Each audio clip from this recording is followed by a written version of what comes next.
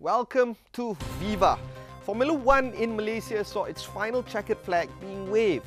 Dutch driver Max Verstappen of Red Bull Racing wins the race, but Lewis Hamilton of Mercedes extended his lead to 34 points from 28. The big story here is on the fact that this is the last time Sepang International Circuit will host F1. And the reasons Sepang no longer wants to host F1 may surprise you. Here are 3 reasons why Sepang is ditching F1. The first reason why F1 is leaving Malaysia is because eyeballs on people watching the race have fallen considerably in the past 15 years.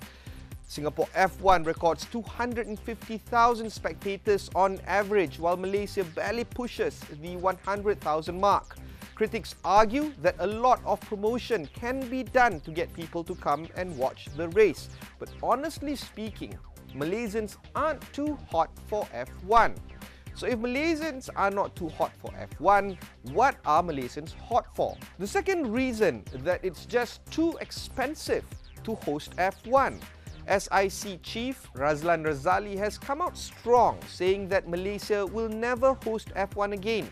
He says that F1 was a great product, but now it's not as good as before. He also says that Malaysia pays less for the rights to host other events like MotoGP, for example, and according to him, the exposure it gets is more or less the same as F1. It costs Malaysian government some 300 million ringgit to host one F1 race, but it costs a fraction of that when it comes to hosting MotoGP, coming in at just 10 million ringgit to host one race. There is a good substitute for F1 as well. So the third reason why Malaysia is leaving the F1 business is because there is a good substitute for it. However, unfortunately for F1, MotoGP provides a damn good substitute for F1. Eyeballs for MotoGP has been soaring since 2010 onwards in Malaysia, growing 3 times in people watching that sport from 2010.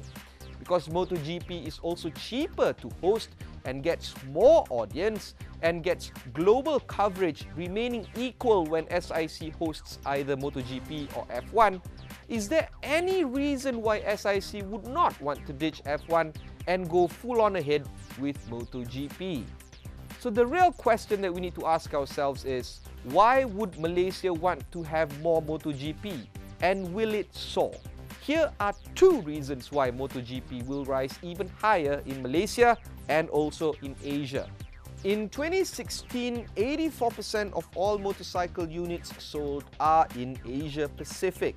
So the first reason why MotoGP will grow even bigger in Malaysia and also in Southeast Asia is because Asia Pacific is the market for bikes.